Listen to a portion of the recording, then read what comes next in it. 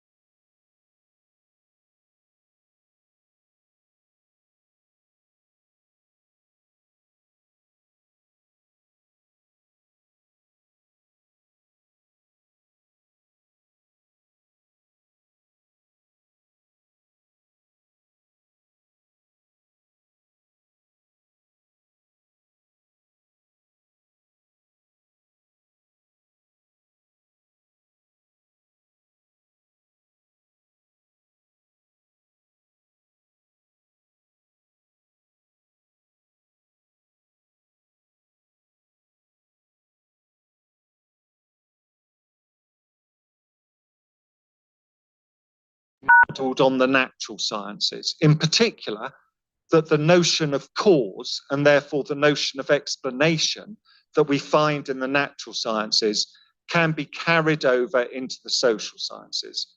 I think that's wrong. So I'm an anti-naturalist. If I drop this phone, I'm not going to do so for obvious reasons, but if I drop this phone, it will fall and land on the table. And if someone asks me to say, why did the phone fall? I will say, because of gravity. I don't need to refer to the beliefs or attitudes of the phone to explain what it did. If I suddenly deliberately drop the microphone and you ask me, why did you drop the microphone? And I say gravity, you will not think that's a good explanation. You will want the reasons I have for dropping the microphone. You will want me not to refer to natural causes, but instead to refer to the reasons I have for doing what I do. And it seems to me that makes the social sciences and public policy distinctive from the natural sciences. So I think the social sciences are distinctive and they instantiate a different form of causation and explanation. I think that model or that idea, that anti-naturalist idea, is associated with what we might call a holistic view of human activity or human beliefs. So if you say, why did you drop the microphone? And I say something like, because I thought I would prefer speaking without it. And then one way you might say, why did you think you would prefer speaking without it? And what I do is unfold my other beliefs, my whole set of beliefs that make sense of that belief. So I might say, my arm was feeling a bit tired. Or I might say, I enjoy projecting my voice to the back of a room. Or I might say, my experience of lecturing at Berkeley means that I like to move my arms around. And I find that easier to do when I'm not holding a microphone. And all those other beliefs of mine, that whole set of beliefs, is how we would explain and make sense of my belief that I would rather not be using the microphone. Right? So we make sense of what someone's actions by reference to their beliefs, and we can only understand their beliefs by understanding them as a whole. Right? Notice how different that is from the natural sciences. We don't get into that messy holism of the beliefs of the phone, right? And that means that what we're doing then is often within the social sciences or public policy, we're looking at the intentionality of action.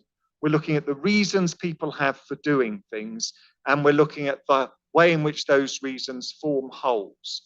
It seems to me that this is something we recognize in our everyday life. I've just given you a rather silly example of the microphone. But if somebody asks you, why are you attending this lecture today? Or somebody says, what do you want to do for lunch? You understand yourself and you understand your friends and your peers by ascribing beliefs and reasons to them and relating those beliefs and reasons to other beliefs they have. You don't, for instance, assume that your friends are simply following the norms or rules that govern a particular institution of which they're part. Right? You interpret their action in this way. So it seems to me that although the sort of interpretive philosophy I am describing is relatively uncommon in the social sciences, it seems to me it's something that is familiar to all of us because it's what all of us use all the time in our daily life. It is, if you like, our everyday experience and everyday language. I said I'll keep philosophy short, so I will, but I just want to stress how important that is, right? That's what we do in our everyday life. That means that as soon as you see that, you should see that there's something very artificial about the forms of knowledge that the social sciences give us. They're forms of knowledge that we don't grow up with, that aren't part of our everyday experience, that we don't work with. They're things we learn for technical purposes. And they might have some reasonable technical purposes, but they're not those that naturally make sense for us.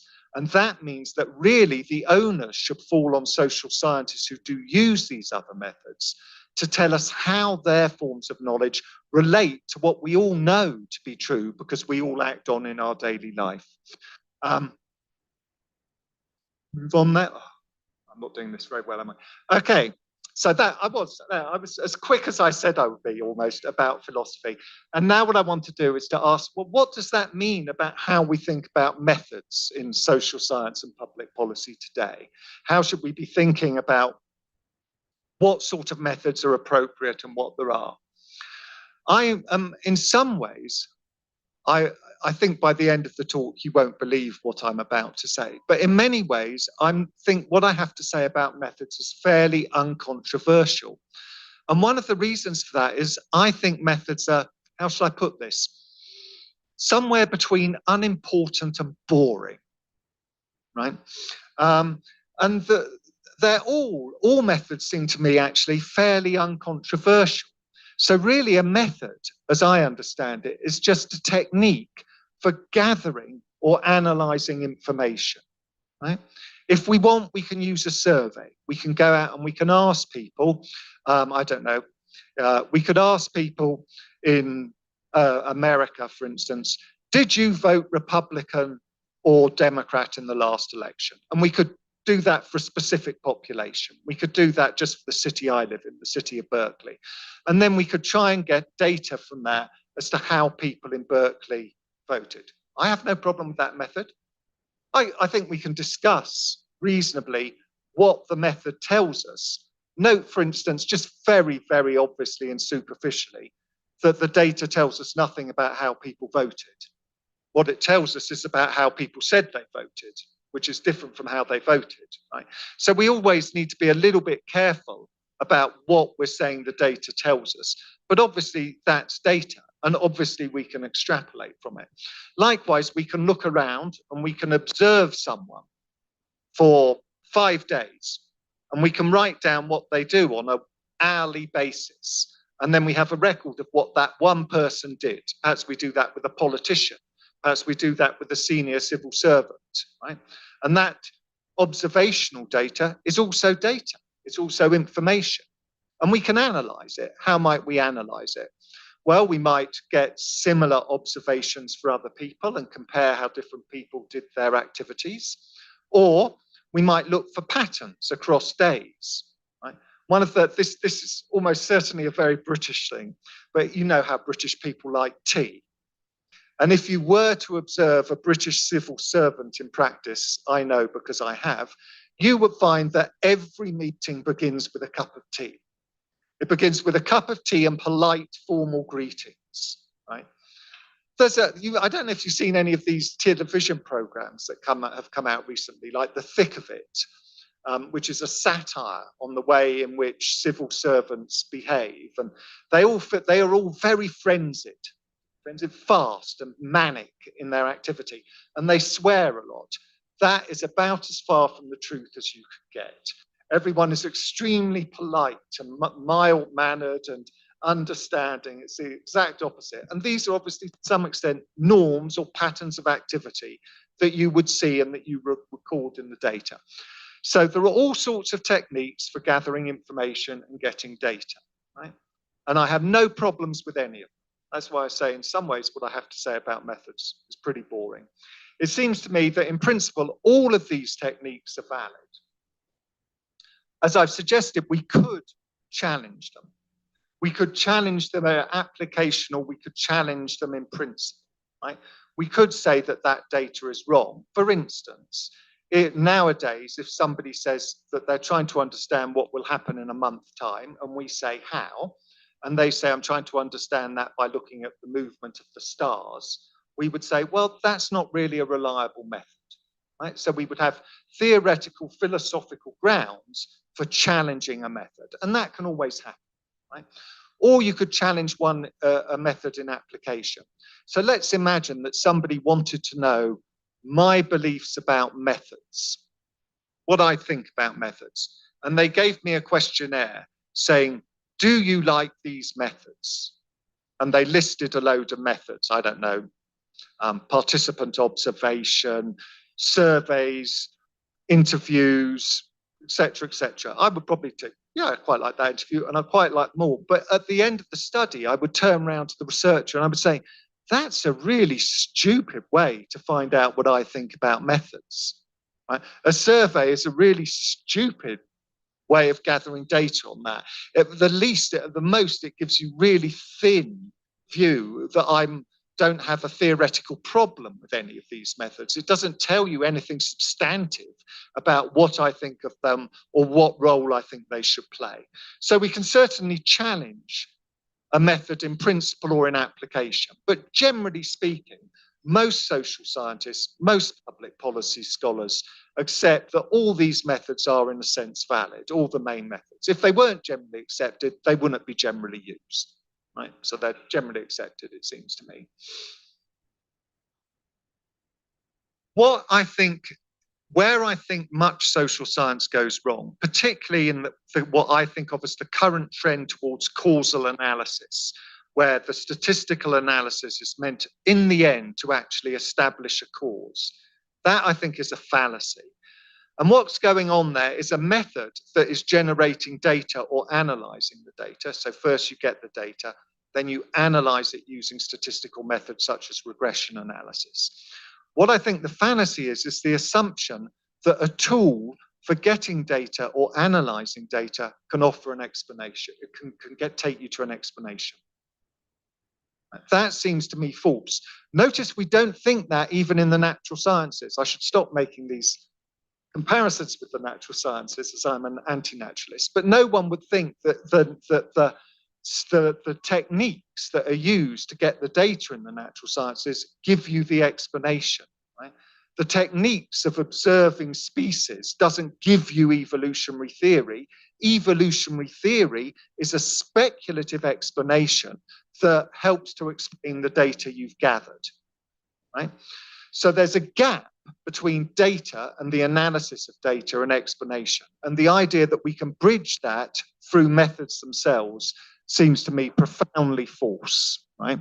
So this is why I say there's a sense in which methods are actually somewhere between unimportant and boring. At some level, they are important, don't get me wrong. If you're an empirical scholar, you need to make sure you use your methods correctly. You need to make sure you analyze your data correctly. If you don't, social scientists who are less theoretical than me will be very unhappy with you, right? But if I put my more theoretical hat on, I'm really uninterested in most of the data that is offered. It's reasonably interesting, but not really. Occasionally data's fascinating, but most of the time what's interesting is not the data, it's the explanation that someone gives of the data. It's the theoretical work that's done around the data. If you like, the story somebody tells us about the data, right? It's really uninteresting. For instance, I'm going to invent this. Because I'm a theorist, I always invent empirical studies. That's not true. Because I'm a theorist, I either A, always invent the empirical studies, or B, find a co-author who will do the empirical work for me. Right? In this circumstances, what I will do is invent an empirical study. So imagine that we find that 45% of blue-collar workers in Pittsburgh voted for Trump. Whereas in 2005, I hope that's roughly right, only 20% voted for George Bush, right? So you've got this massive growth in the number of blue-collar workers who voted for Trump. I think that data's, yeah, right, there's been a shift, but just the numbers, they're not very interesting. If somebody gives an explanation in terms of, say, the changing nature of the American economy, the way in which blue-collar workers feel that their security has been undermined, the way in which Trump's rhetoric blames immigrant populations and ethnic minorities for undermining their way of life and their prospects, and says in using that rhetoric, Trump has pulled them over to Republicans. That's really interesting. But that's not in the data, that's a speculation. And even if you did an attitudinal survey on the blue-collar workers and got them to tell you that they believe those things, the data would still be interesting. But what would be really interesting is the theory that those attitudes combine together into a holistic set of beliefs, which then explains the actions. So the data is certainly can help to tell the story, but what happens is, A, that the interest of the story should, I really think it should, drive the sort of data you're interested in. Right? You should be interested in data that reflects the interesting hypotheses you have. That would be true in the sciences. The sciences don't just go out and get data for its own sake. They start with interesting hypotheses, and then they go out and see if data supports those or not. So they start, notice they start with a theoretical speculation. Right?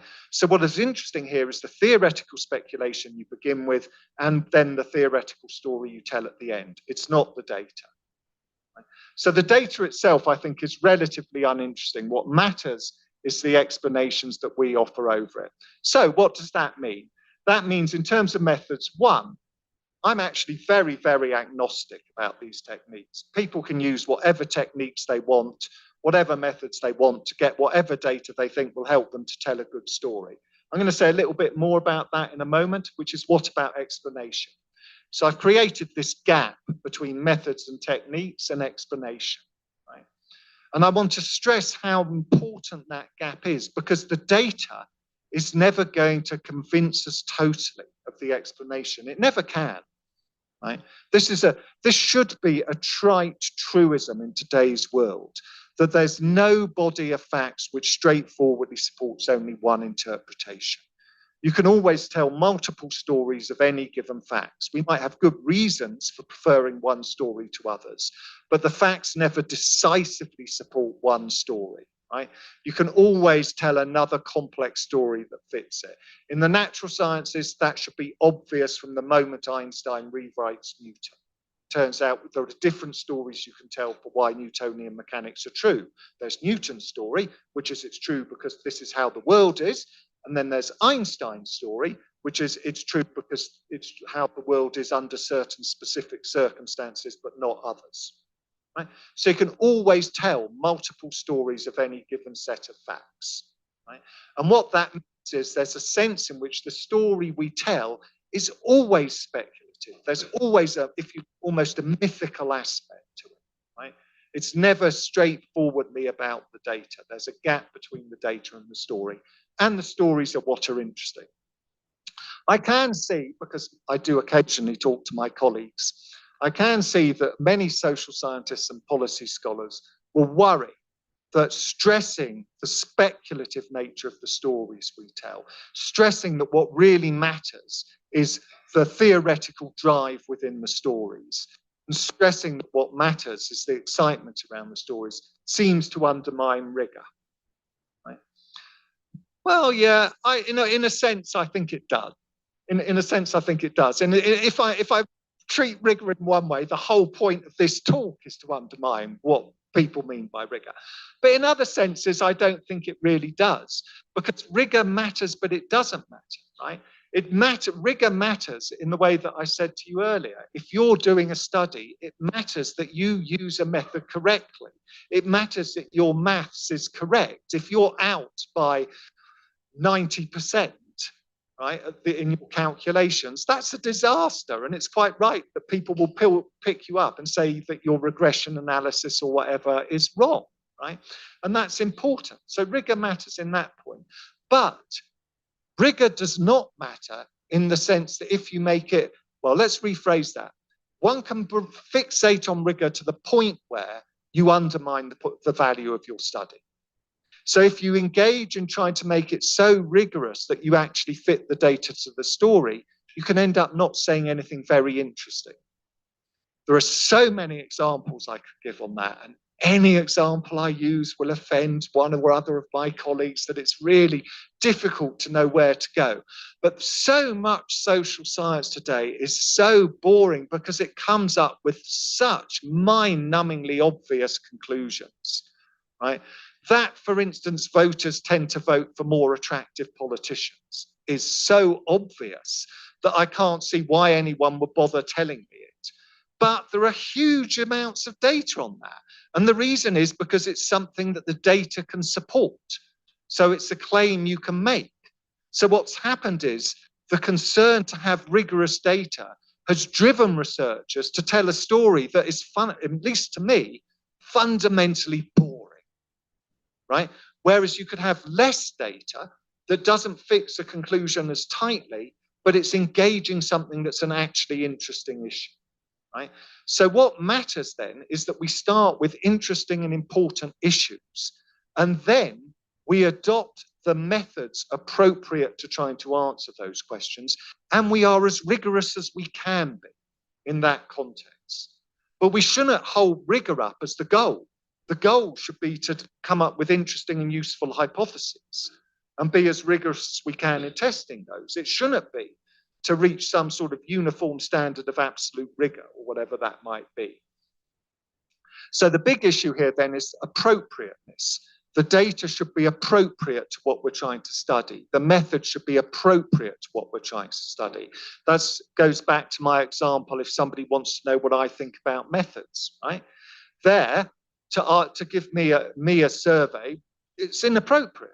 It doesn't answer your question at all. It just gets you a really thin answer. If you want to know what Berkeley professors as a whole think about methods, well, maybe it's a start, but it's still pretty rubbish as a method. What you obviously need is something more like interviews and in-depth interviews at that, asking people.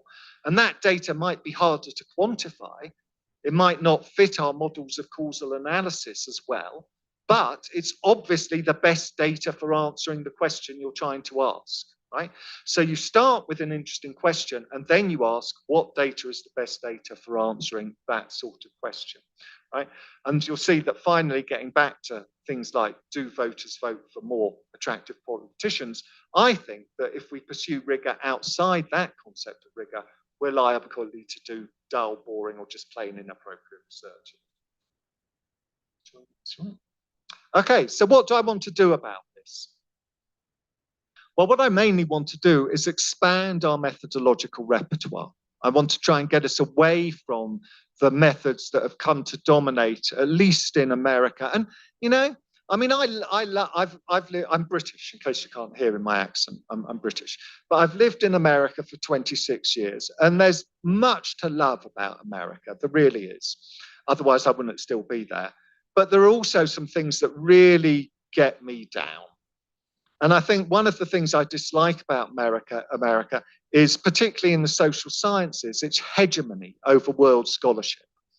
So American scholars themselves are very poorly integrated into the international community. They tend to focus very strongly on their prestige and relationships with other American scholars. Obviously, this is a generalization. It's by no means true of all American scholars, but I think it's a reasonable generalization.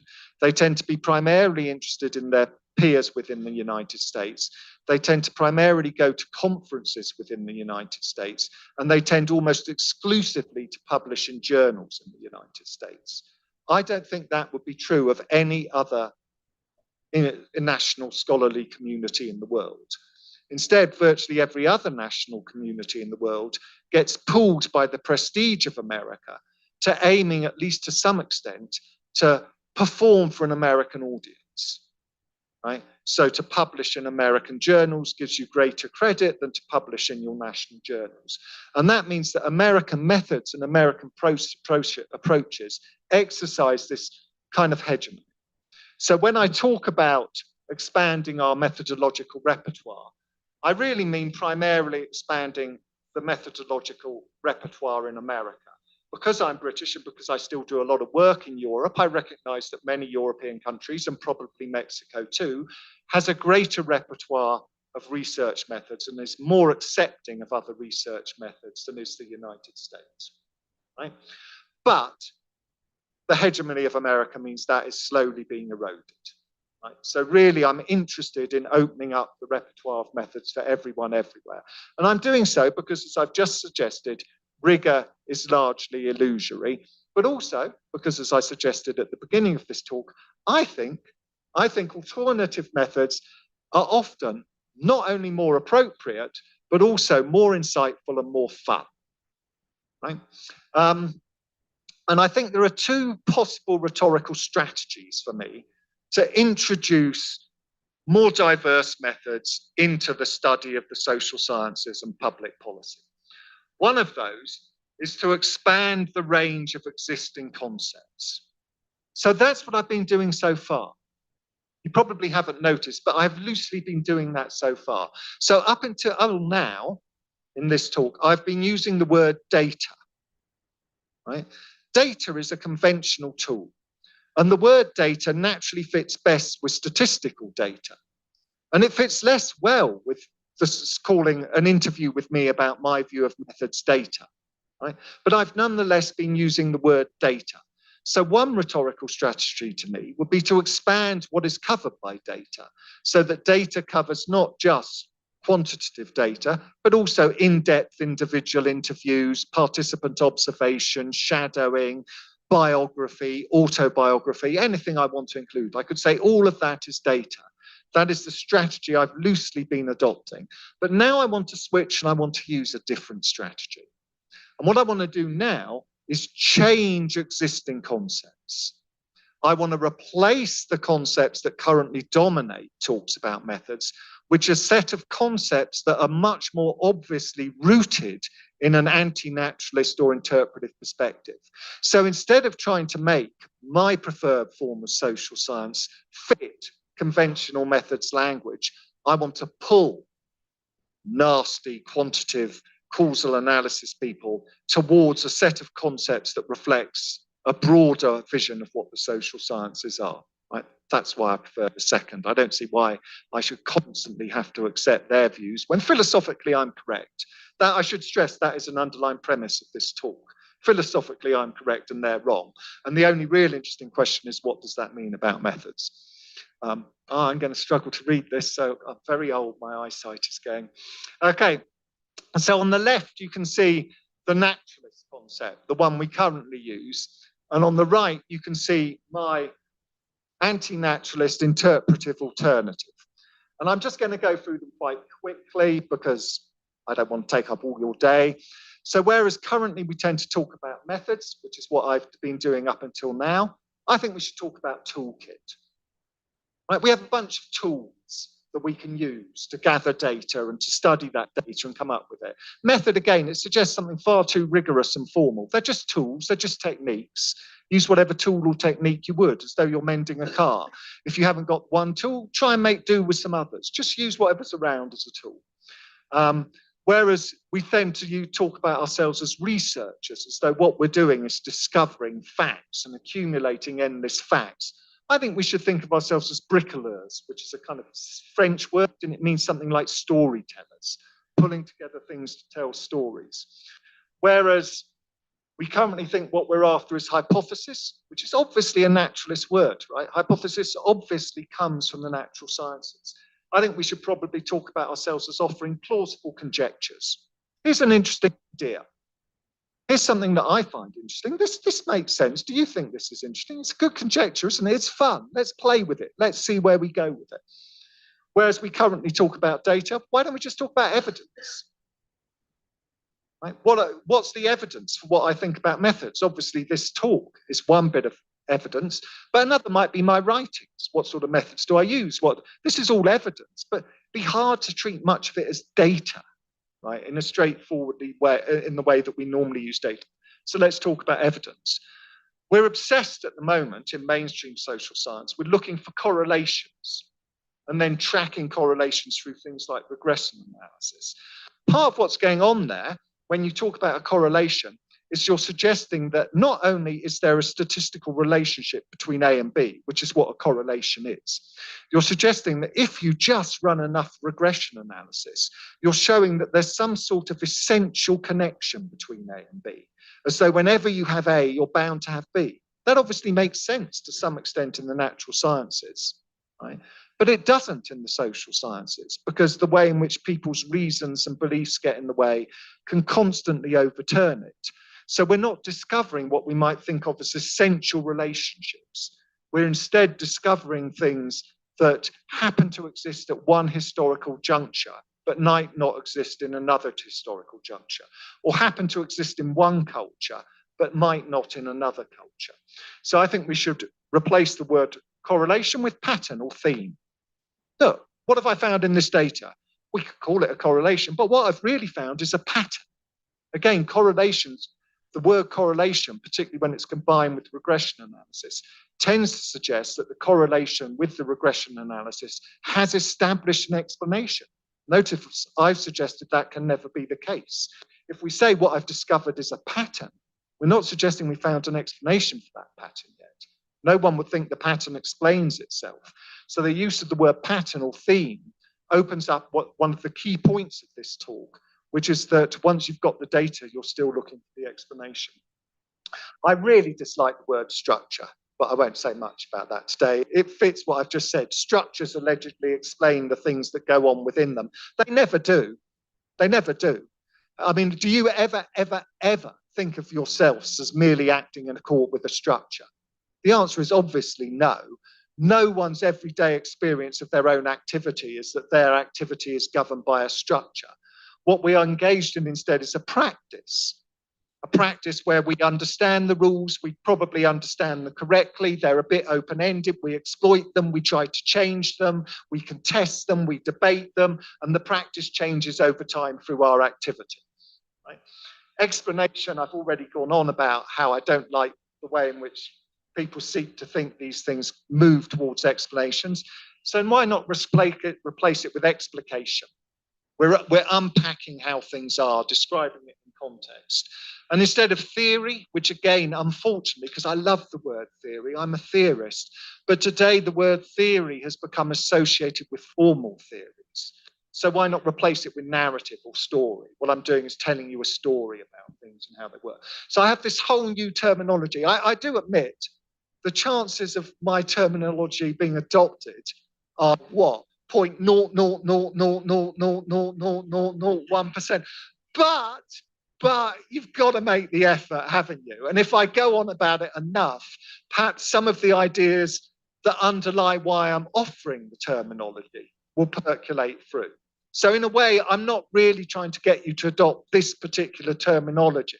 I'm trying to get you to see the social sciences, to see the study of public policy differently, and thereby and grasp the ethos that explains why I would change the terminology. It's not the particular terminology that matters, it's the ethos that underlies it that matters.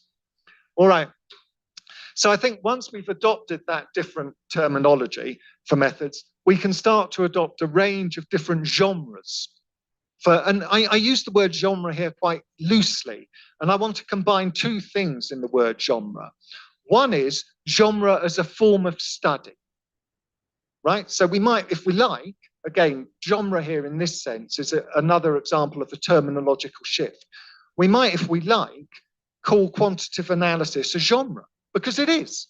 That's what it is. If you think of a parallel with literature, just as realism is a genre in the novel, so quantitative analysis is a genre in social science. That is to say, it's one style by which practitioners of one activity present and study their material, right? So we might see genre on one level as something like an approach or a style that we adopt to do the data.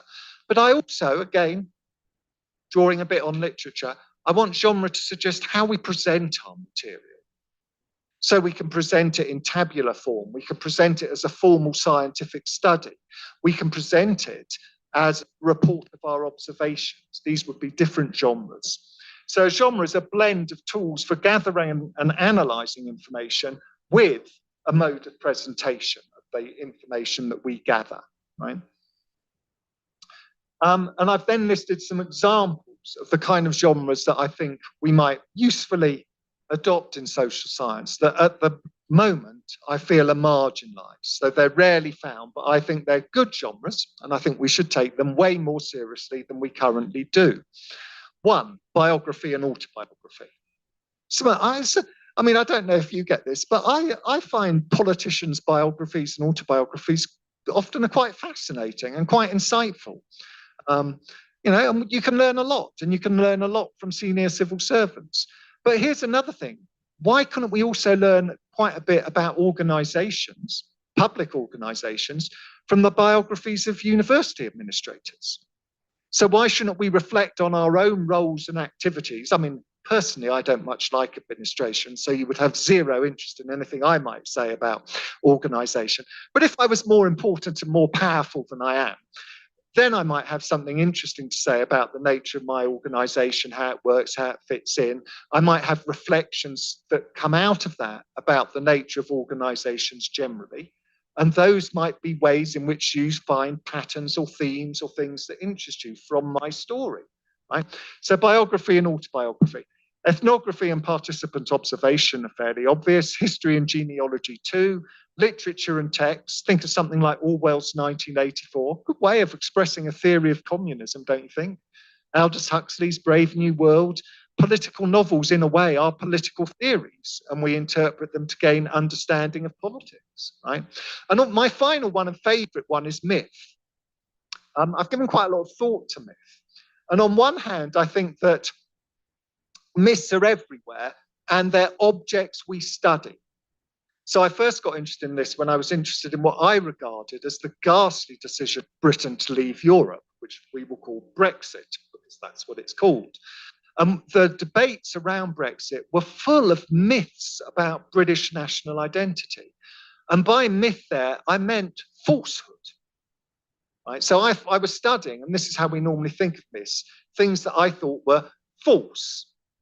Right? But as I reflected on what I've been doing in this talk, I became a bit more sympathetic to the word myth.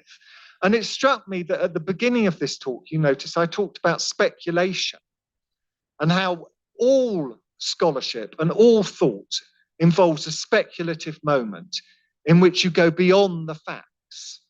Well, we could call that speculative moment myth, right? We could also call it hypothesis. There are all throughout this talk, the actual words don't matter much. I just stress that. I've already said that about the terminology for methods. The actual words don't matter. What matters is the ethos, seeing social science, public policy differently. So we could call that speculative moment a myth. And I think that social science in those myths would have something that's really quite open-ended for it. So for instance, the myth would involve ways in which social scientists who work with a particular methodological tool or are committed to a particular approach, instead of staying narrowly within that channel, which is what the vast majority do, if we recognize the value of myth and speculation and took it seriously, we might encourage them to speculate about how their commitment to that approach or to those methods ties in with other ideas that we or they hold, right? What sort of examples might I offer? Let's imagine that you're a rational choice scholar.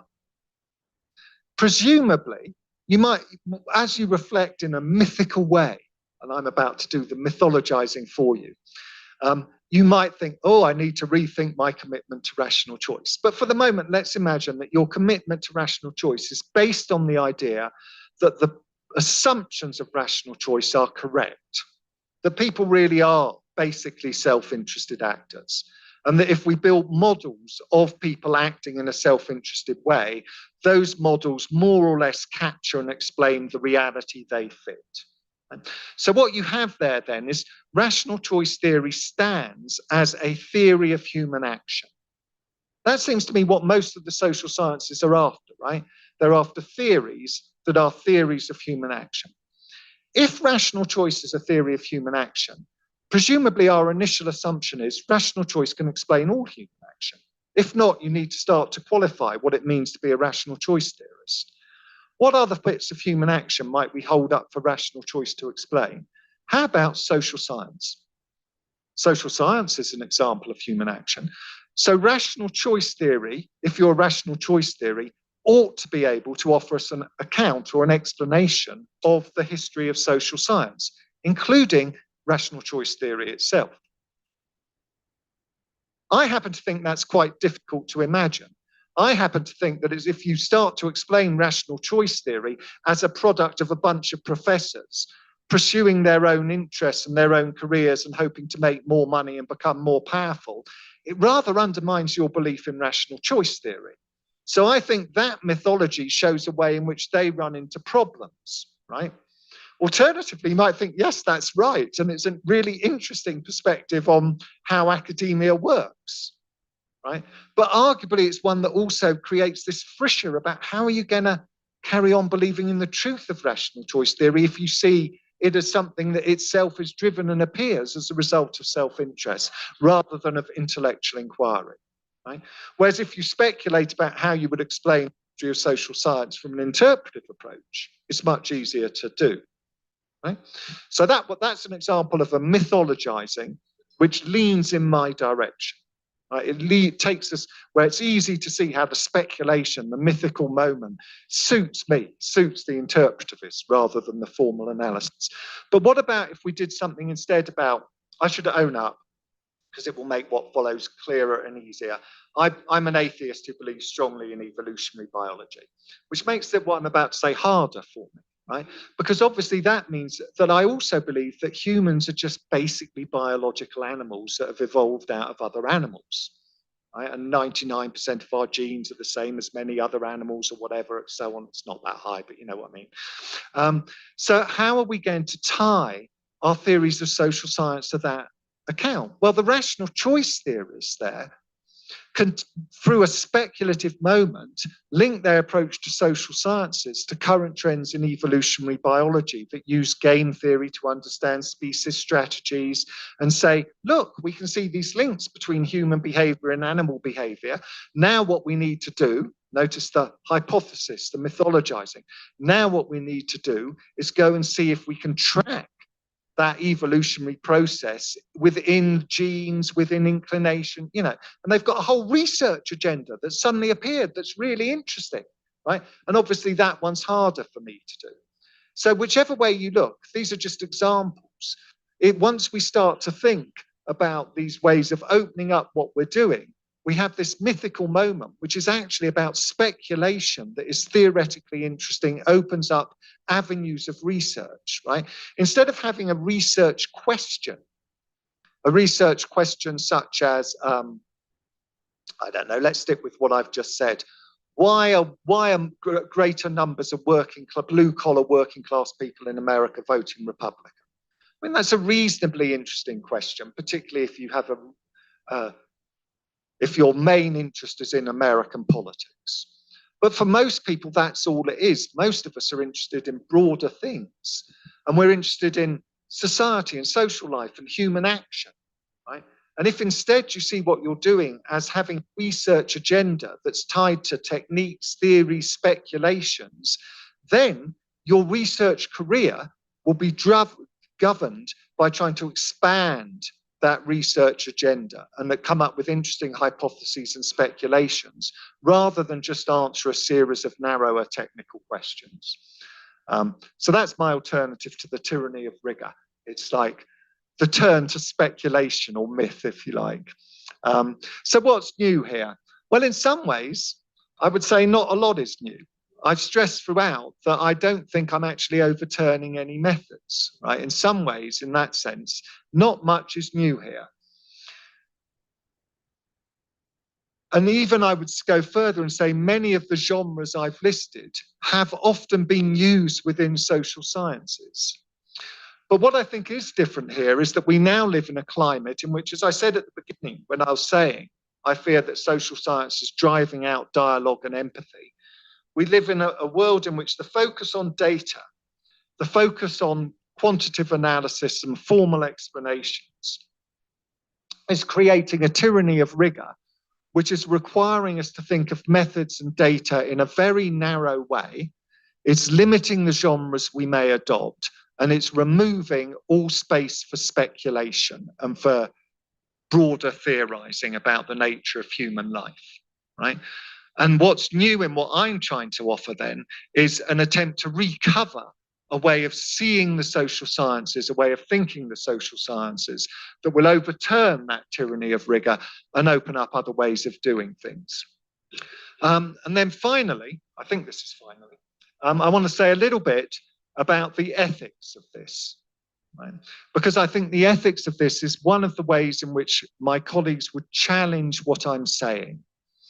So I'm thinking particularly of one colleague, probably the colleague I get on best with at Berkeley, with whom I've co-taught a course on approaches to social science for a number of years. And he's inclined to grant me my philosophical beliefs, but ask questions like, imagine that by using my formal methods, I could help to cure the AIDS crisis in Africa. Wouldn't that be a good thing? Obviously, the question is a form of moral blackmail because I have to say yes, unless I'm a really, really bad person, which I like to think I'm not. So there is, if you like, an ethical question which often gets lost when we think about data. We often think we're just using these methods because what we're after is knowledge that is in some sense valid. But that's not really right, is it? We obviously want knowledge that is valid, but we're also interested in how knowledge can be used and whether it's going to do good for the world and whether it's going to help solve problems and issues or whether it's going to just drift away. And I think you could reasonably say, I think this is a claim a lot of formal social scientists would make, that their forms of knowledge provide us with understandings and knowledge that in some sense is useful in helping to guide policy and create a better world. So I finally want to end by commenting a bit about that. I want to point out in a way that I think my colleagues often ignore that what is useful knowledge is actually an ethical question. And because it's an ethical question, it's not one that's about rigor. Useful knowledge is not the same as rigor. Instead, useful knowledge is knowledge that is appropriate to the ends we want to use the knowledge for. That must follow from it being an ethical question. And that means that what we're really asking is useful for what? Right? And that I think is a really important question. What is this knowledge actually useful for and what purposes it should be done? And I don't want to deny, I really don't want to deny that the sorts of knowledge that is generated by mainstream social science, including causal analysis, can be used in beneficial ways to help us to think more creatively about policy problems, to come up with useful solutions. It definitely can. I would definitely grant my colleague that. But I do think there are counter arguments to be made, and it's those I want to make to end this talk. So I want to talk briefly about the dangers of false rigor, right? It seems to me that a false belief in rigor, a belief that rigor really is telling us how the world is, a belief that the statistical analysis and regression analysis really do establish causal explanations that which transcend time and space and cultures.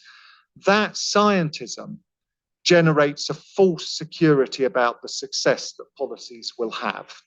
It leads people to imagine that because this policy worked reasonably well in, say, America, it's just fine to tell Mexico that it too must adopt that policy, right? Because we have the scientific knowledge.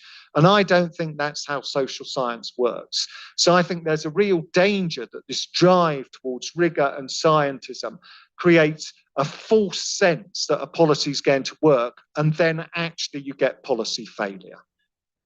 Right? So I think we've lived through, in my lifetime, a whole series of policy failures which have been a direct result of experts telling politicians that if they just do this, things will work out fine. The politicians believing them, doing that, and it's a disaster. Right? And I think that is a result of a false belief in the utility of rigor as a way of guiding policy. Right? And then there are more general problems, I think, with a belief in rigor and causal analysis and formal approaches to social science. And these bring me back, this is why I was so grateful for the introduction, these bring me back to dialogue and empathy. Right? The way we conduct ourselves as social sciences, the way we engage the people we are studying is a moral relationship. We're treating the people we study, and we're treating the people who are targets of policies in a way that crafts how we think of them or how we present them as people. And within formal social science, we deny them agency. We deny them voice. We deny them ability to decide things for themselves. We treat them as just a data point. Right? So what we're doing then is we're treating them as objects, going back to the very beginning of this talk, we're treating people as akin to phones rather than as people. Right? And there might be times that's okay. There might be times we're okay with that. There might be times we say it's all right to do that because the benefits of the simplistic knowledge we get make it worthwhile doing so. But even when it's okay, the moral cost is huge, I believe, because we establish within ourselves and within our society dominant ways of thinking which deny the humanity of the humans we are studying, that deny the humanity of the citizens we are governing, that treat them as objects akin to phones, rather than as people who have reasons for going about their own action, who have voices about their own things. So in that sense, part of what I'm trying to do mainly because I'm a professional social scientist, I am trying to reorientate the methods we use and the genres, but I'm also trying to challenge technocracy in favor of something that looks more like dialogue, participation, well, really what the words the Dean used, democracy, dialogue, and empathy. Thank you very much.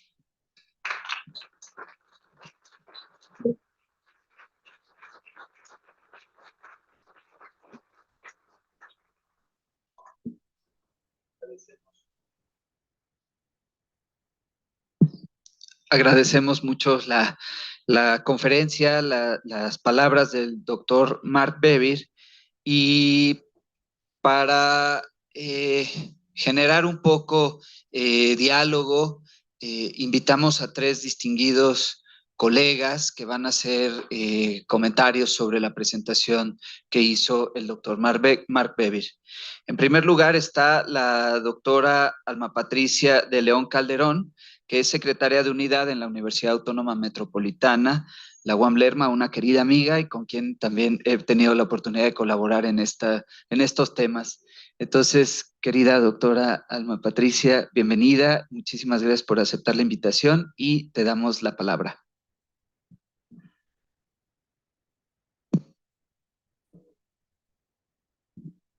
Ahí está, muy bien. Pues muy buenos días a todas y a todos. Para mí es un honor participar en este espacio académico convocado por la Coordinación de Humanidades, la Facultad de Ciencias Políticas y Sociales y el Programa Universitario de Gobierno de esta Casa de Estudios. Es para mí un verdadero gusto tener la oportunidad de comentar la conferencia que nos acaba de presentar el profesor Mark Bevir. Agradezco sinceramente la invitación a participar en este foro, que en efecto nos permite reflexionar colectivamente, como nos invita el doctor Mark, sobre los fundamentos y alcances de las aproximaciones interpretativas en el estudio de la ciencia política y la administración pública. Good morning, Professor Bevir. It's an honor to join this discussion and engage with your lecture. I appreciate the clarity and creativity reflected in your presentation. Thank you for allowing me to share a few reflections on your interpretive approach and its implication for political science and public administration. Es un gusto también compartir esta mesa con el doctor Daniel Ortega Carmona y con la doctora Matilde Luna Ledesma, colegas con quienes espero que este diálogo contribuya a enriquecer significativamente esta sesión. Ahora bien, me voy a permitir hacer algunas reflexiones de la conferencia y algunos cuestionamientos que, como bien nos invita el doctor Mark, pues tendríamos que hacer en este diálogo empático sobre lo que nos acaba de presentar. Resumo el argumento del doctor Mark, ya que nos apunta un problema profundo, ¿no? La idea de que la ciencia política solo es legítima cuando imita los estándares de las ciencias naturales. Ya nos lo explicaba él, incluso nos dice que es antinaturalista, y cómo en realidad, pues esto nos subraya que no es en efecto en esa línea directa. En ese sentido, pues nos apunta a esta crítica y esta reflexión sobre la búsqueda obsesiva que tenemos por los métodos causales y cuantitativos para generar investigaciones técnicamente impecables, pero probablemente conceptualmente pobres, desconectadas de la realidad que viven los actores y las propias comunidades. En ese sentido, la tesis central de esta conferencia ha sido que las ciencias políticas, la administración pública, las políticas públicas deben abandonar esa pretensión que tenemos de rigurosidad metodológica que hemos heredado del naturalismo, y el profesor Mark pues nos presenta 3 ejes fundamentales que ha desarrollado muy claramente, y uno tiene que ver con la filosofía interpretativa, aunque como él mismo nos decía, no quería abordar y profundizar este tema que ya ha abordado por mucho tiempo, esta crítica que hace a los métodos positivistas y su propuesta de un concepto alternativo, como lo mencionó al final, que es la cuestión del género, ¿no? Como un marco de análisis para las ciencias sociales en términos generales. El doctor Mark plantea uno de los principios centrales del interpretativismo, que es cómo la acción está guiada por creencias e intenciones inscritas justamente en contextos históricos y culturales. Y en ese sentido, pues sí nos ofrece un contrapunto sólido al positivismo que tenemos actualmente en las ciencias sociales. Los actores, en efecto, pues no son máquinas ni se comportan mecánicamente, por lo que el conocimiento político no puede limitarse a regularidades, datos, modelos causales, y deben justamente analizarse estas prácticas que emergen de las creencias, de las interpretaciones y de las narrativas. Las innovaciones administrativas, pues cuando se implementan, pues no se implementan de manera lineal, sino que además lo que nos sugiere el doctor Mark es que son reinterpretadas, se traducen por los actores, por sus propias creencias y contextos en los cuales están viviendo. Y en ese sentido, lo que él nos comentaba es que una política pública pues no puede trasladarse de un país a otro, porque esa implementación no es lineal, sino que va a surgir o se va a implementar a través de esta reinterpretación o traducción que se haga en otro contexto, o a lo mejor en el mismo contexto, pero con otros actores. En ese sentido, para todos los que estudiamos la acción pública, pues este enfoque resulta muy útil porque lo que hace es visibilizar el papel de los significados, las narrativas y las creencias que tenemos en las prácticas gubernamentales. Las acciones, pues, en este marco que nos ofrece el doctor Mark, pues se entienden en relación con redes de creencias, historias institucionales y tradiciones conceptuales. No obstante, aquí me gustaría plantear una pregunta sobre, al final, estas creencias, tradiciones y culturas organizacionales generan también regularidades causales. ¿Cómo nos lo explica con lo que nos acaba de comentar? Si, digamos, las regularidades causales son las que estamos rehuyendo, pero al final, si hablamos de creencias y tradiciones, pues en efecto, pues en realidad estamos hablando también de regularidades que van a hacer que una persona se comporte de una forma u otra. Él nos mencionaba o pregunta hacia el ejemplo de cuando los alumnos se ponen de acuerdo para ir a desayunar.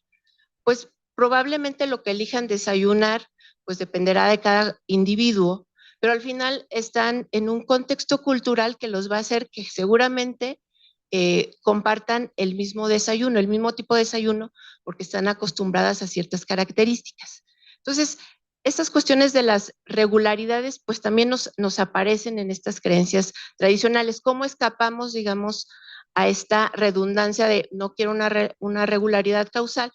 Pero si me enfoco en creencias y tradiciones, pues en cierto sentido estamos hablando de esas regularidades causales. Y bueno, lo que entiendo yo es este nuevo, este uso de otros conceptos, ¿no? En el que ayudaría a lo mejor no hablar de regularidades causales, sino, entiendo yo, hablar a lo mejor de patrones que podemos encontrar. Pero bueno, dejo esta pregunta aquí en la mesa. La sección que dedica al final a la cuestión de la ética, pues me parece una de las más interesantes de la exposición que nos ha hecho, pues nos recuerda que la utilidad del conocimiento, pues no es un problema técnico, sino un problema ético en realidad. Y me parece que esto hay que considerarlo mucho en las investigaciones que hacemos aquellos que nos consideramos investigadores en las ciencias sociales. Por otra parte, esta propuesta de sustituir la noción de método por la de género, me parece que en efecto nos brinda una visión mucho más amplia del horizonte epistemológico de las disciplinas a través de procesos más creativos, como él nos sugiere, pero también me parece que puede correr el riesgo de diluir criterios de evaluación entre enfoques. Por ejemplo, si hablamos de estas otras formas como son la bibliografía, la autobiografía, la etnografía, ¿cómo vamos a validar o evaluar en todo caso la validez, la pertinencia o la coherencia interna de estos géneros sin recurrir nuevamente a la noción clásica del rigor, ¿no? La representatividad también se vuelve escasa cuando solo nos referimos a este tipo de elementos que nos sugiere como la biografía, la etnografía, pero entonces la representatividad se vuelve escasa y en ese sentido, ¿cómo no caer en los sesgos etnográficos, por ejemplo? En políticas públicas, que es un poco más mi área, particularmente, por ejemplo, cuando hablamos de formulación de políticas públicas, resulta un reto centrarse más en lo descriptivo que en lo prescriptivo, porque en políticas públicas tienes que tomar decisiones con base, él lo menciona, no hablaré de datos, sino de evidencia, que te sugiera tomar ciertas decisiones, ¿no? No obstante, yo coincido en lo que nos acaba de decir el doctor Mark sobre, por ejemplo, este excesivo uso de los datos en las evaluaciones, por ejemplo, ¿no? Cuando hacemos a lo mejor una evaluación de impacto, pues lo que nos va a decir es si un programa social, por ejemplo, tuvo un impacto o no. Y hasta ahí, pues nos deja la información, pero no nos dice por qué se llegó a ese resultado, por qué no tuvo impacto o cómo mejorarlo. Solamente nos da la información de que tuvo o no tuvo un impacto, por ejemplo. Y en ese sentido, pues el enfoque que nos propone del interpretativismo, pues resulta muy fundamental. Yo lo asocio, no sé si me equivoco, con los métodos híbridos que actualmente tratamos de usar más en ciencias sociales. Usamos la información, los datos o la evidencia para responder a ciertas preguntas, pero evidentemente otras preguntas no son o no pueden ser respondidas con esta información y tenemos que recurrir a otras formas, como nos lo ha mencionado el propio doctor Mark, pero desde mi perspectiva me parece que estos no son excluyentes, sino más bien complementarios. Cada uno nos brinda información diferente que nos permite conocer el mismo fenómeno, pero contestando diversas preguntas del mismo. Finalmente, para dar paso al diálogo, me gustaría reconocer la valioso que resulta esta propuesta del doctor Bevir en las ciencias políticas, en la administración pública y en general en las ciencias sociales. Creo que nos plantea críticas profundas en su estudio y hace propuestas que ciertamente nos hacen repensar como investigadores los procesos de la acción pública como los estamos ahora analizando. Pues muchas gracias, yo aquí dejaría mi intervención.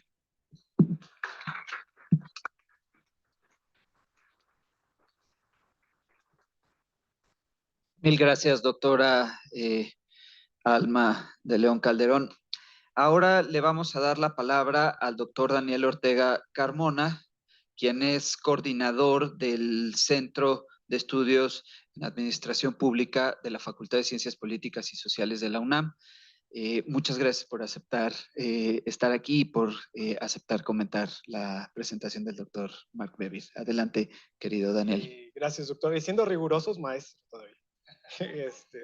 Para no ostentar el título. En principio, pues bueno, a nombre del director de la Facultad de Ciencias Políticas y Sociales, el doctor Alejandro Chanona, darle la bienvenida al doctor Mark. Bueno, más bien los comentarios que voy a hacer, trataré de hacerlos en español para que no me salga de un expresidente que decía infraestructura. Entonces voy a tratar mejor de hacerlos en español. Y bueno, creo que esta ponencia resulta más que necesaria en dos sentidos, por ejemplo, en el entorno académico y justamente lo que está viviendo la administración pública, ¿no? A mí me hubiese gustado más ver a profesores, más que alumnos, porque justamente los métodos, quienes los hacemos aburridos somos los profesores, ¿no? Y de repente quienes, no sé si ustedes, bueno, una de las cosas, doctor, es que, por ejemplo, aquí hay alumnos creo que de primer semestre que están viendo teoría y que yo estoy casi seguro que siempre que escuchan la palabra teoría es como de la clase que me voy a dormir. Pero si ahorita, por ejemplo, lo analizamos con esta cuestión de que las narrativas se construyen en la administración pública, creo que ya es diferente, ¿no? Versus esta cuestión de enfrentarnos luego a palabras que desde yo creo que el bachillerato, cuando ustedes llevaban metodología de la investigación, o justamente también en estos momentos, ¿no? Los alumnos de quinto, también hay alumnos de tercero y quinto semestre, y los alumnos tercero y séptimo semestre, que son finalmente quienes deberían estar haciendo ya sus investigaciones y quienes deberían estar utilizando datos o narrativas, pero finalmente, bueno, como está estructurado, yo creo que es la última clase del día que tienen y es como de, bueno, ya es la clase un poco para agarrar mi almohada y a ver cómo trato de sacar una investigación, ¿no? Yo creo que la idea principal, y bueno, qué bueno que están aquí algunos profesores, creo que lo que hoy nos viene a plantear el doctor está muy relacionado en nuestras tácticas y didácticas de cómo justamente enseñar metodología, datos. De repente sí hemos tendido en los últimos años, el doctor lo mencionaba con una cuestión hegemónica en Estados Unidos, pero en México la cuestión de la administración pública ha estado rara, ¿no? Porque como por unos 50 años nos perdimos. Incluso, por ejemplo, nuestros colegas a veces del Instituto de Investigaciones Sociales no nos reconocen como ciencia y otros que dicen, no, pues hay que construir ciencia. Pero hemos estado como perdidos a que todo es la práctica, ¿no? Y que todo es, sale uno de la licenciatura, inmediatamente hay que colocarse en el gobierno, que ahí funciona otra cuestión de mitos, porque lo que muchas veces los estudiantes realizan es de, pues hay que hacer contactos, ¿no? Para el mito del contacto para poder entrar a la función pública, pero se pierde toda esta objetividad de cómo construimos realmente conocimiento ahí científico. Y ya de repente uno vuelve otra vez a las maestrías, a los estudios de posgrado, porque resulta que cuando ya está uno en las organizaciones burocráticas, pues el actuar no es el más racional, ¿no? Y es como de, bueno, voy a ir a estudiar una maestría porque pues, hay que encontrarle ciencia a esto, ¿no? O por qué la gente actúa tan racionalmente, o por qué no nos sale tal programa, no, pues es que finalmente no están apegados justamente a lo que se hace o cómo se diseñó la política pública, y las burocracias luego ahí medio me detienen ciertos factores para que la política pueda ser exitosa, ¿no? Entonces creo que sí es muy importante justo esta plática que nos viene a plantear el doctor Mark, porque finalmente si queremos reconstruir una administración pública que nos pueda servir justamente en el entorno, y bueno, y también lo hemos platicado mucho, sí tenemos que también salirnos de estas cuestiones rigurosas y hegemónicas.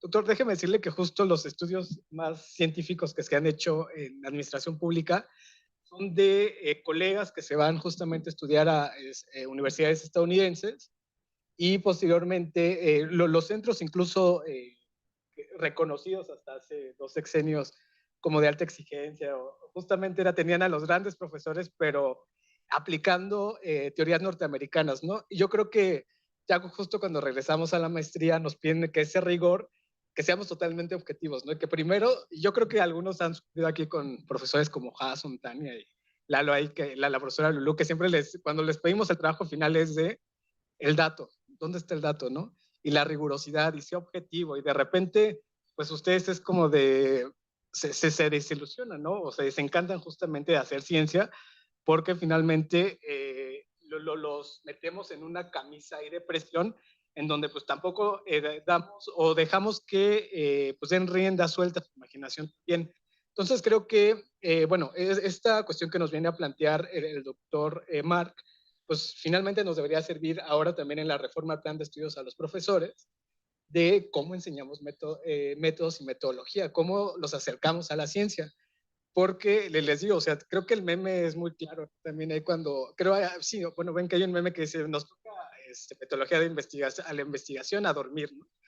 Entonces, ¿cómo lo hacemos? Y que finalmente yo creo que también por eso no hay una conexión también entre que la administración pública sí debe ser más quizás científica, pero acercándonos a estos otros conceptos que nos plantea el doctor Mark, que finalmente, pues cuando ustedes ven política pública, o sea, quizás no se los plantean como los métodos de la política pública, pero ahí tienen la caja de herramientas, ¿no? Creo que sí es más atractivo decir, bueno, ¿cómo solucionamos el problema de la pobreza desde una cierta caja de herramientas en donde quizá no nos sirvan para analizar los datos 2 o 3 cosas, ¿no?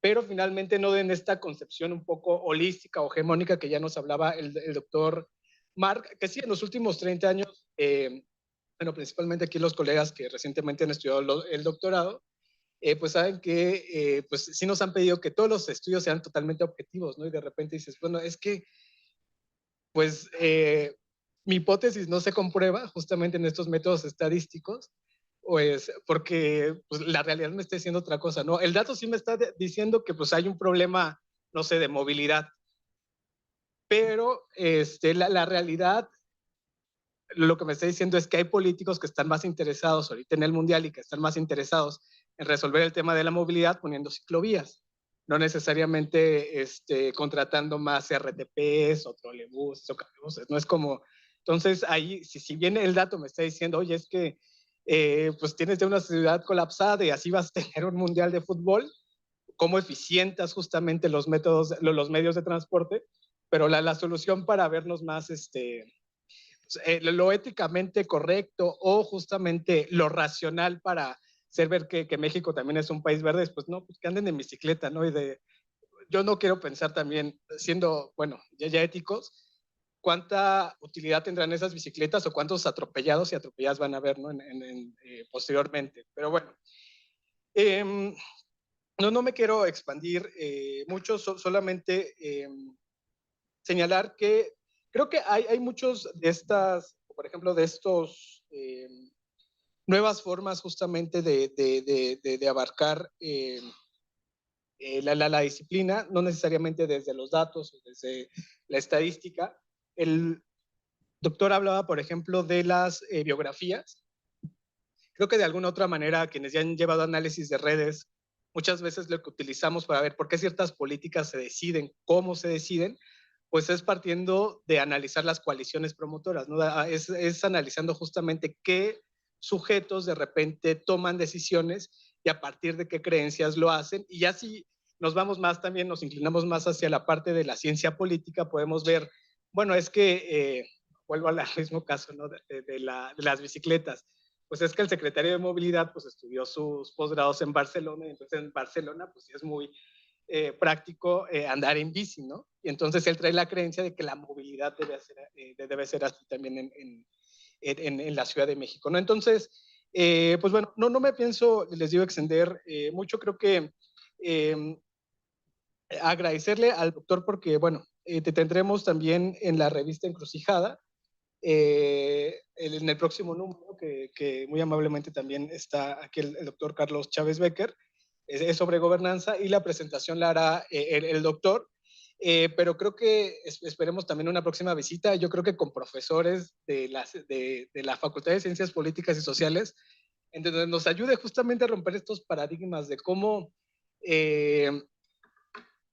quitarnos ese supuesto rigor, porque bueno, también otra de las cosas que nos piden en las seis de Gobierno y Asuntos Públicos o en el doctorado de Administración Pública, ¿no? Entre más apegado a los métodos cuantitativos esté, mejor es la tesis, ¿no? Está ese mito. Habrá que ver si esas tesis justamente si le sirven a la realidad, ¿no? Si esos datos, una de las cosas que usted mencionaba es que finalmente pues la realidad va cambiando, ¿no? Y esos datos, ¿cuánto tiempo le sirvan a la realidad? Y pues bueno, aquí lo dejaría y pues nuevamente darle las gracias, doctor, darle las gracias también al doctor Robledo del programa Universidad de Gobierno y muy distinguido por estar con las colegas Alma Patricia y la doctora Matilde Luna.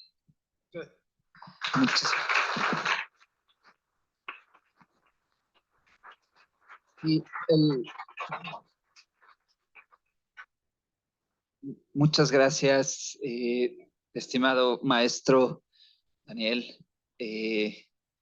El doctor Eduardo Robledo se tiene que disculpar porque va a sesión de Consejo Técnico de Humanidades que empieza en unos cuantos minutos. Entonces, muchas gracias, doctor Robledo.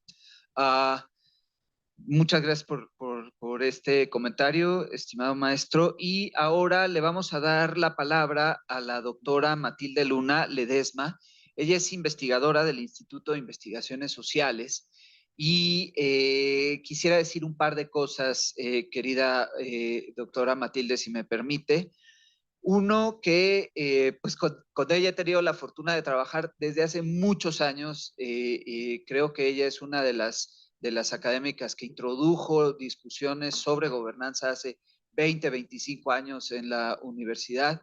Entonces, bueno, pues me parece que su comentario desde esa perspectiva es muy importante, pero también, y es una discusión que trabaja mucho la doctora Matilde Luna, ella es co-coordinadora con otras colegas del grupo de trabajo en el marco de Comexo llamado Senderos Metodológicos. Entonces, estoy absolutamente seguro por todas las cosas que han hecho a lo largo de este año, que han trabajado y han tocado muchos de estos temas y muchas de estas discusiones. Así que, doctora Matilde Luna, bienvenida, muchas gracias por aceptar. Te damos la palabra. Muchas gracias, Carlos, y agradezco a todas las organizadoras la oportunidad de participar aquí brevemente. Bueno, yo diría la presentación, la ponencia es sumamente sugerente y también como relajante, ¿no? Yo comparto, bueno, en buena medida muchas de las posiciones presentadas. Tomaría quizás nada más para hablar un poco, para entablar el diálogo. Diría que uno de los ejes centrales de la argumentación a favor del enfoque interpretativo tiene que ver con la relación, como hemos visto, entre el objetivismo, ¿no?, o el naturalismo, que plantean que la realidad existe independientemente del sujeto, y el subjetivismo. En particular, Marx nos advierte sobre los excesos o los peligros del naturalismo o del objetivismo. Entre ellos, como hemos visto, el falso rigor, el falso sentido de seguridad, en general, sobre los peligros del objetivismo frente a problemas como la democracia, la participación, la agencia. A tal objetivismo se alude, como decía, también como naturalismo o cientificismo. Podría decirse que más allá de la relación, en cierta medida como tratada dicotómicamente entre objeto y el sujeto, en la argumentación a favor del enfoque interpretativo, en realidad hay, podría decir, supuestos que podrían contribuir a explorar las condiciones que son propicias para lograr más un diálogo fructífero entre diferentes enfoques, estrategias, formas de conocer la realidad social. Es decir, ver el enfoque interpretativo más desde un enfoque, desde una perspectiva pluralista. Aquí hablaría de diálogos, no solo por la interacción que se requiere, sino también por la oportunidad de construir puentes. Creo que es otra vertiente un poco diferente, pero no tanto, entre diversas perspectivas, ya sea que sean puentes epistemológicos, disciplinarios, teóricos o metodológicos. Aquí podría aprovecharse en esta construcción de puentes la idea de la generación de nuevos conceptos o una nueva terminología que nos lleva a observar de manera diferente los fenómenos sociales que queremos entender. Frente al pensamiento, estos supuestos o estos elementos que están en las ideas de Marx, me parece, ya me corregirá él, se plantea el primer presupuesto o el primer supuesto para el diálogo entre perspectivas heterogéneas es el reconocimiento de la riqueza de la diversidad teórica y metodológica. Creo que hay en su presentación este reconocimiento frente a la idea del pensamiento único o el método. Es importante pensar en falsos dilemas en este sentido. Pensamos, por ejemplo, en cómo integrar un enfoque cualitativo y uno cuantitativo para poder abordar integralmente nuestra pregunta o problema de investigación, en cómo articular la lógica de la estructura y la lógica de la agencia, en si tiene sentido abordar un problema complejo desde un enfoque disciplinario o resulta imprescindible una visión multi o transdisciplinaria, o cómo resolver la tensión entre un necesario distanciamiento del objeto de estudio y el compromiso social con el fenómeno y sus protagonistas. El segundo supuesto se refiere al cuidado de la solidez metodológica. ¿Sí? El falso rigor no quiere decir, me parece para Marx, el descuido de la solidez metodológica. Me parece interesante al respecto referirme muy brevemente a la manera en que la Coalición para la Reforma a la Evaluación de la Investigación concibe la solidez metodológica. Esto es, la concibe como parte de un principio ético que a la integridad y la transparencia de los procedimientos y los datos suma la protección de la investigación contra cualquier fuente de distorsión, sea esta fuente financiera, técnica, ideológica. Y aquí creo que la reflexividad, ¿no? Tiene un papel muy importante.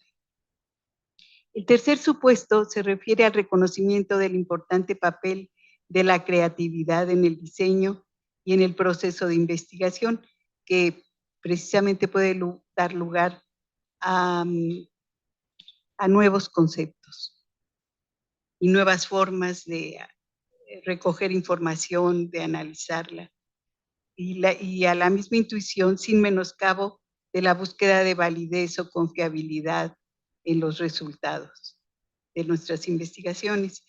Yo añadiría en cuarto lugar que si bien es de valorarse la riqueza de la diversidad, es de esperarse que no todas las conexiones entre distintas teorías y diferentes enfoques y métodos sean fluidas y virtuosas, como lo son, por ejemplo, los vínculos de complementariedad o convergencia. Por el contrario, es previsible encontrar problemas de compatibilidad, de comunicación, así como tensiones e inconsistencias generadas por la contraposición de diferentes lógicas y lenguajes e inclusive por diferenciales de poder. Es importante advertir que hablar de diálogos, interconexiones y tensiones entre enfoques y metodologías heterogéneas nos sitúa en un terreno particular, el de las fronteras del pluralismo y del despliegue de fenómenos y recursos analíticos transfronterizos. Esto es, teorías, conceptos, técnicas o datos que se busca formen parte de un componente metodológico compatible con diferentes enfoques. Ejemplos de puentes, puertas, como decía Simmel, o interfaces entre diversos enfoques o perspectivas son los métodos mixtos, la integración disciplinaria o propiamente transdisciplinaria asociada a las teorías de la complejidad, para hacer honor a este recinto, y a los métodos participativos. Nociones como la idea del actor red, de los actos de habla, de la articulación entre significado y causalidad, o la noción de lo local, que es al mismo tiempo global o local, son algunos ejemplos de estos nuevos conceptos integradores. Pues muchas gracias, Marc, por tu presentación.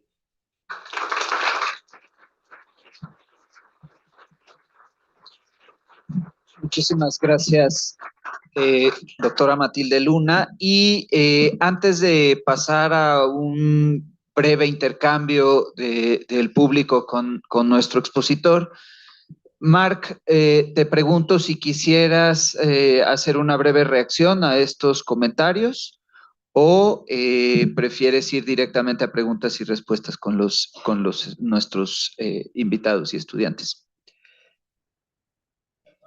Okay. Whatever you prefer. Yeah, sure. Yeah, go ahead. I'll say a bit just so that it shows I was listening or trying to listen. Okay. So firstly, there was this question of what we do about the fact that norms or patterns appear within beliefs, traditions, and cultures, and whether those have a certain sort of stability, which means they look more like the kind of reifications that are postulated in mainstream social science than what I was talking about. I'm going to start by referring to something that might seem a bit irrelevant, but I'll try and do it quite quickly, and I think it sets up what I want to say here. The philosopher Ludwig Wittgenstein has a famous discussion on rule following, and I'm going to loosely parrot his discussion.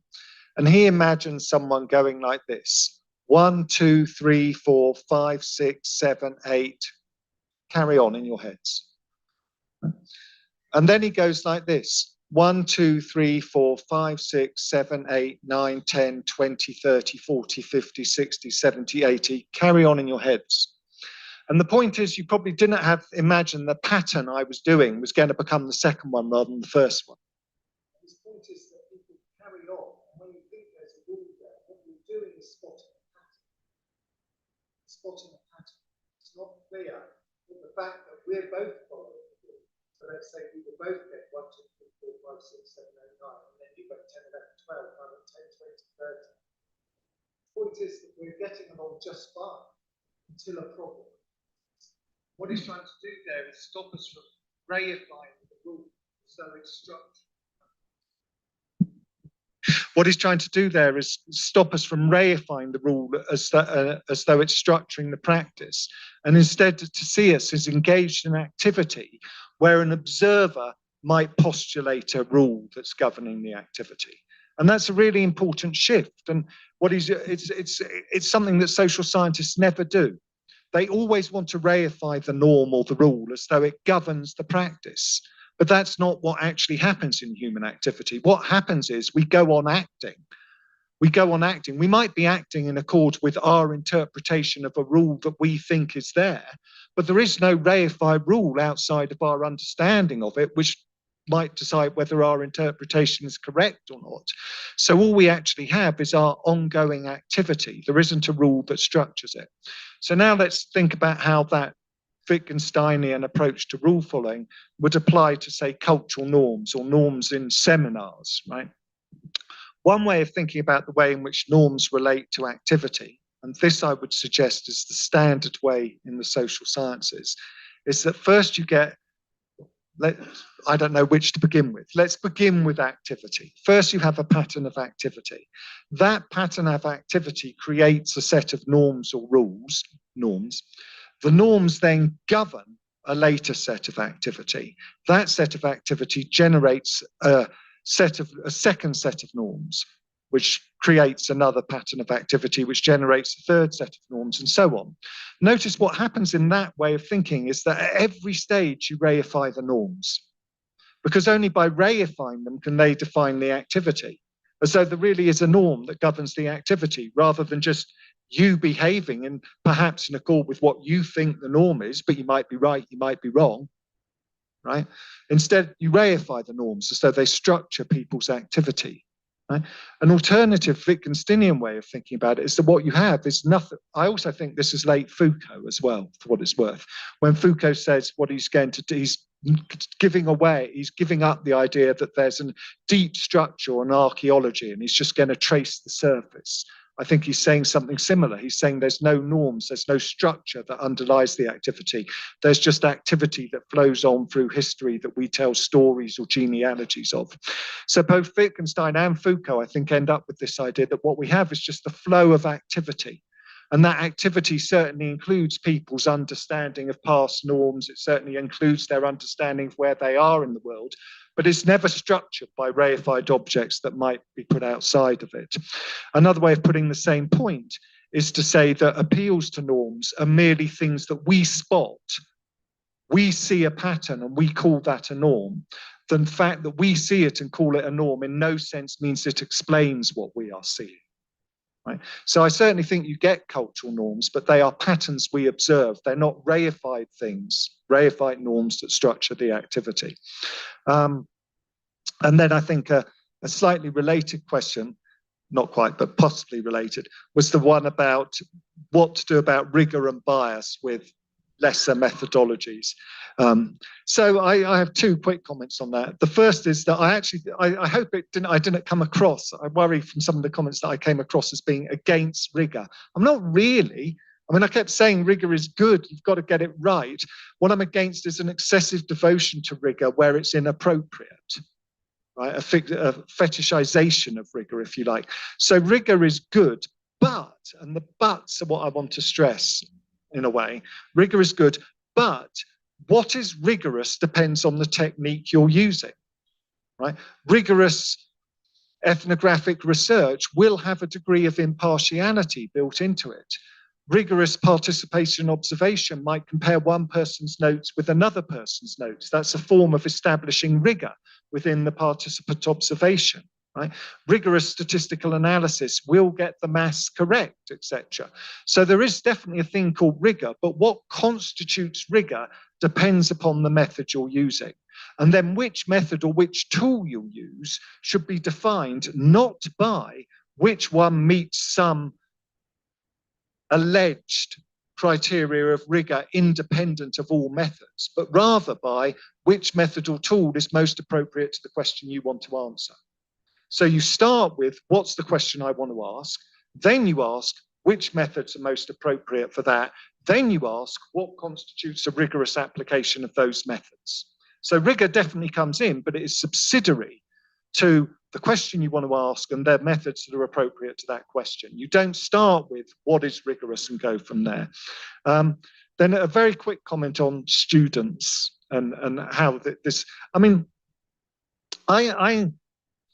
one of the things that certainly goes on I don't think I encountered this as much in Britain, but perhaps that's because I didn't teach postgraduates as much in Britain. One of the things that I've noticed in the US is that people tend to be interested in public policy, political science. I think this is less true of some of the other social sciences, but they tend to be interested in public policy, public administration, or social science because they're interested in what we might call civics. They're interested in the news, they're interested in politics, they're interested in how the world is governed. They like current affairs. You know, that tends to be what draws them in.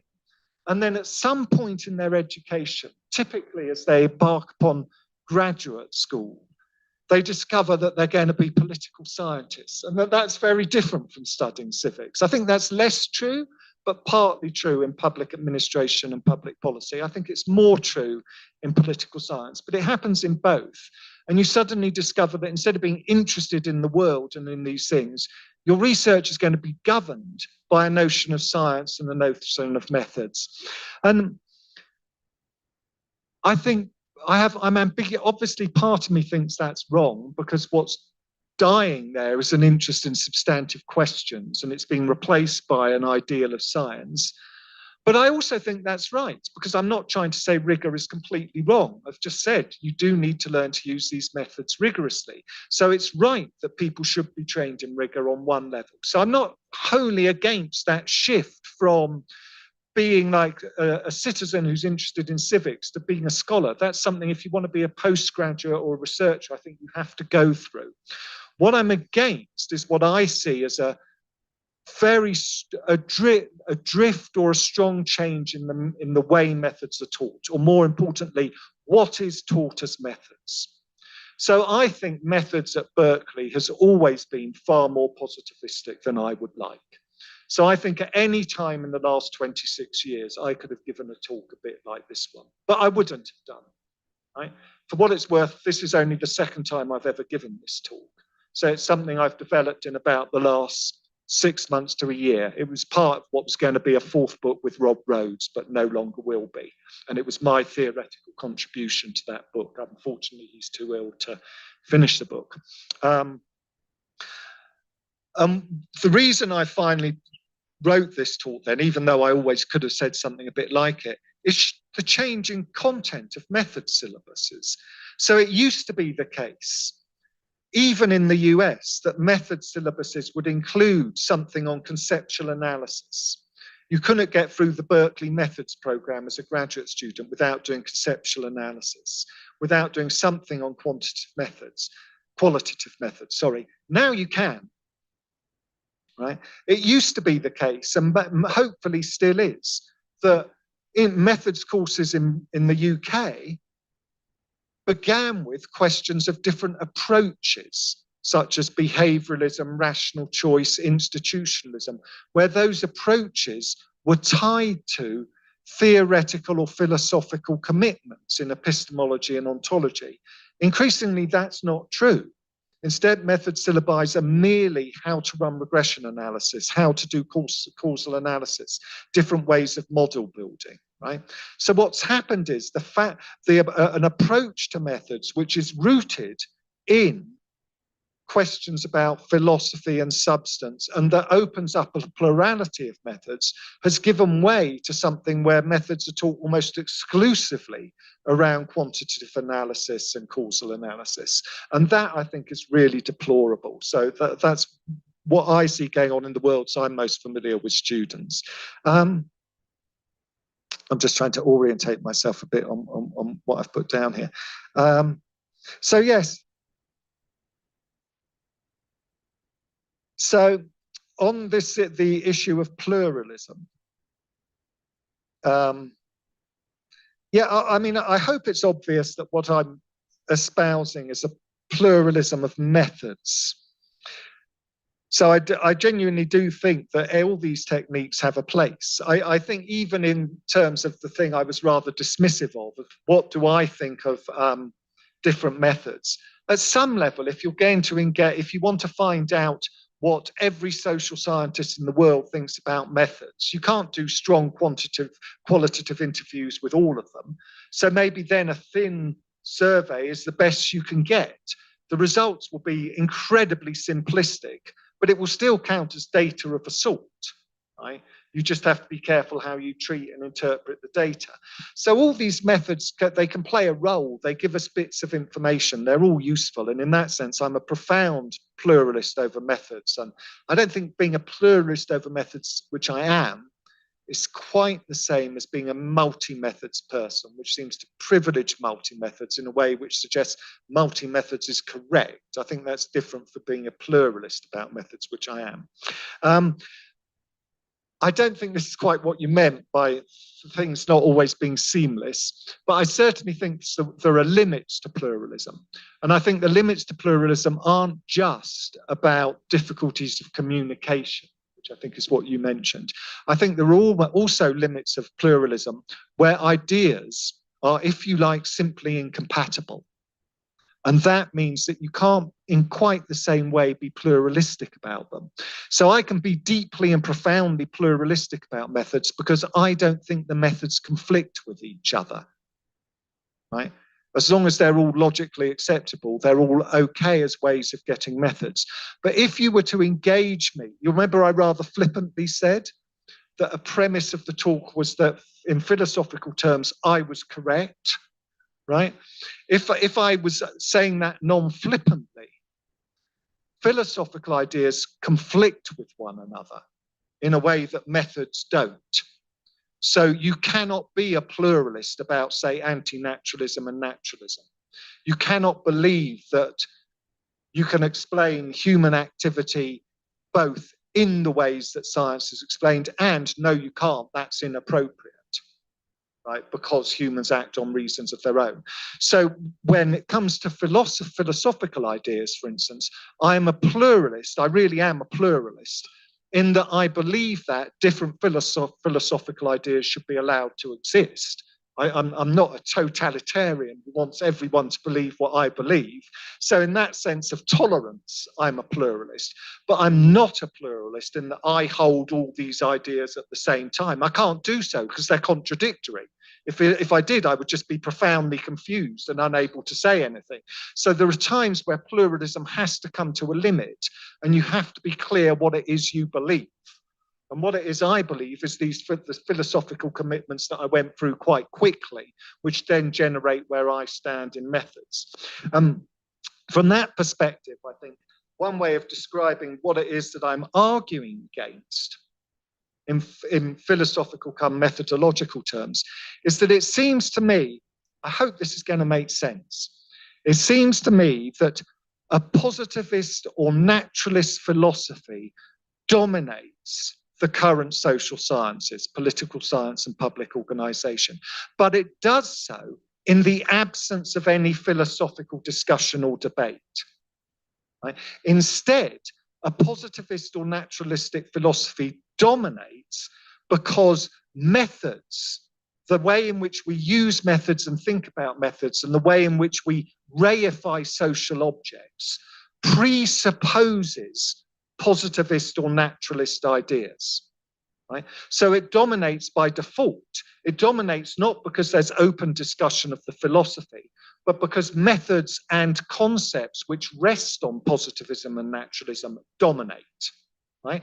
And if you try to engage political scientists who use methods and concepts that presuppose a positivistic view, if you try to engage those social scientists who privilege overwhelmingly quantitative methods as the only ones that get rid of bias, or if you try to engage social scientists who reify concepts like, say, norms, if you try to engage them in philosophical debate, they run a mile.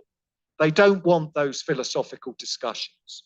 So they are not defending their hegemony, their positivist hegemony, through the philosophical ideas that alone could justify it. They're defending it through a false use of certain methods and concepts and techniques. And that's what I'm fighting against, right? And I used to fight against it by trying to take them on philosophically, but they don't want that discussion. Instead, they want to retreat into a methodological one, where they don't have to own up even. They don't even have to make explicit that, oh, look, my concept of an institution is a reification. Right? They just treat the fact that you have to reify institutions as inevitable, because if you don't do that, you can't have a rigorous study. Right? And that's what I'm really fighting against. So, and that brings me back to the question of rigor or bias. And I want to point out that a similar rigor or a bias appears therefore within a similar bias, appears even within what appears to be more rigorous methods. So the very moment at which you operationalize a concept involves removing that concept from its reality in a way that instantiates bias, right? If you say something like, I'm going to operationalize the concept of state, how do you do that? Well, let's do networks. I'm going to operationalize networks in a way that's going to allow me to define the growth of networks around the Ministry of Health.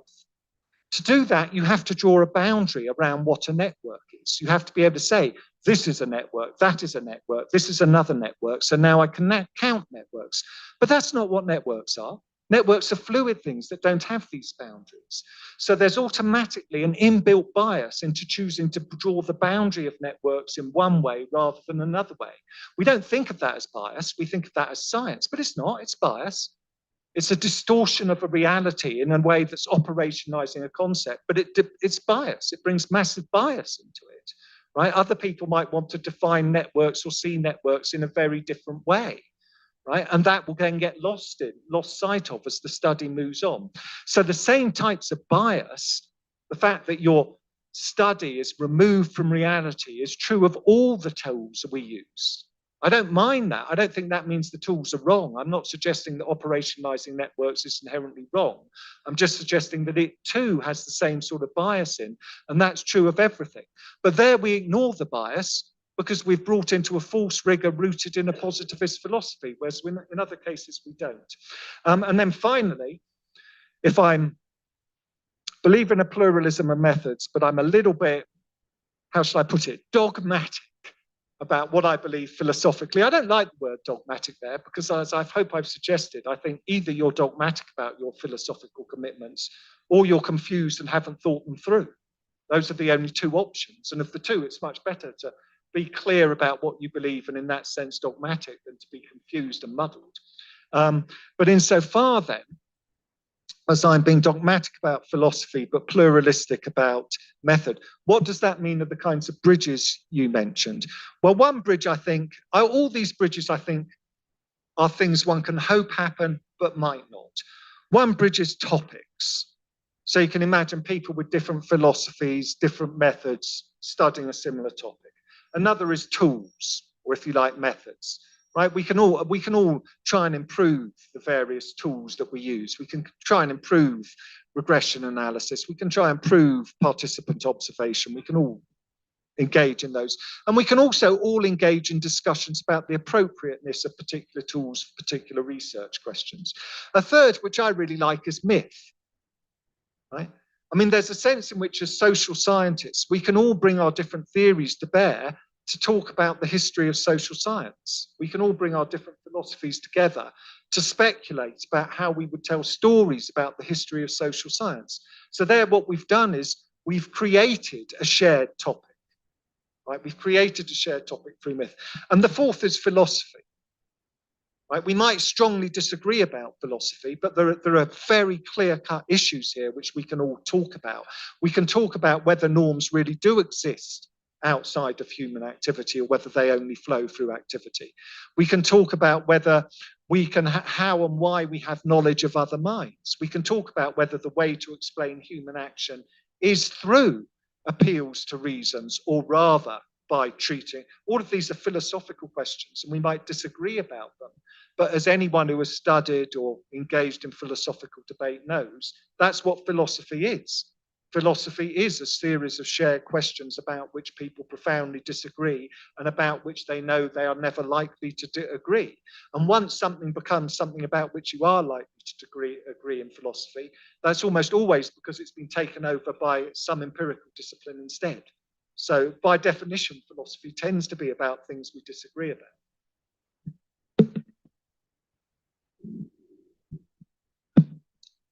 Thank you very much, Mark.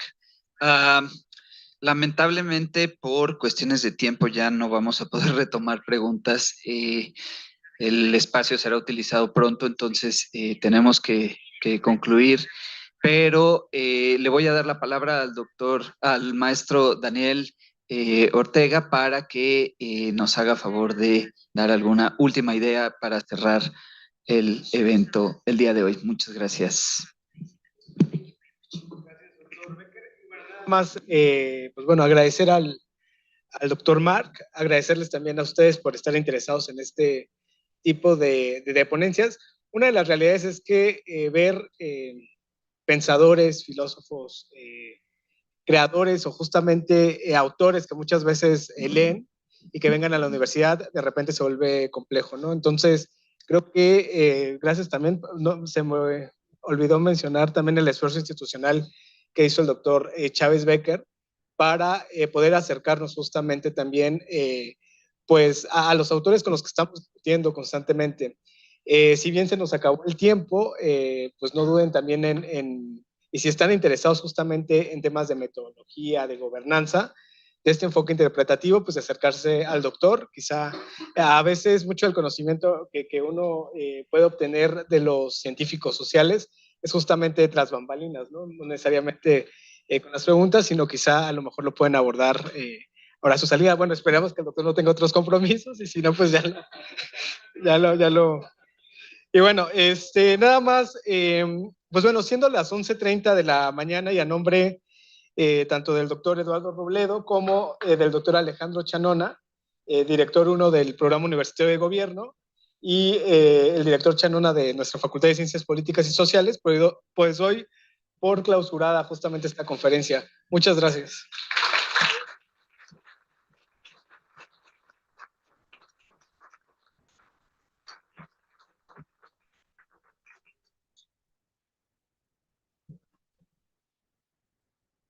Sí, ese sería.